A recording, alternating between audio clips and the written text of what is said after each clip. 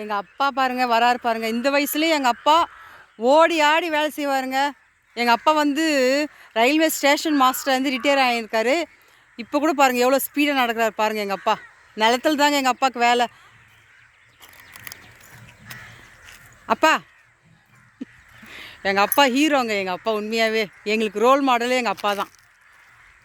இதெல்லாம் கூட எங்கள் நடந்தாங்க. முள்ளு செடியாக இருந்துச்சு. ஸோ வந்து இதெல்லாம் வெட்டிட்டு ஏதாச்சும் பயிர் பண்ணலாம் அப்படின்னு இது பண்ணுறாங்க.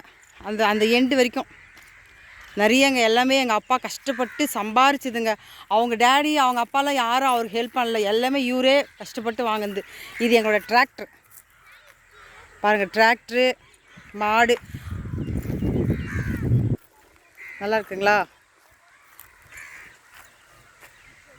பச்சை பசேனுங்க. காக்கா குருவி கூட்டத்தெல்லாம் நம்ம வந்து காதில் மட்டும்தான் கேட்டிருப்போம். இங்கே பாருங்கள், இதெல்லாம் ஒரு கொடுப்பணுங்க. கிராமத்தில் இருக்கிற வரைக்கும் ரொம்ப சந்தோஷமாக இருந்துச்சுங்க. இந்த சிட்டி லைஃப் போனவுடனே எல்லாம் கொஞ்சம் மாறி போச்சு.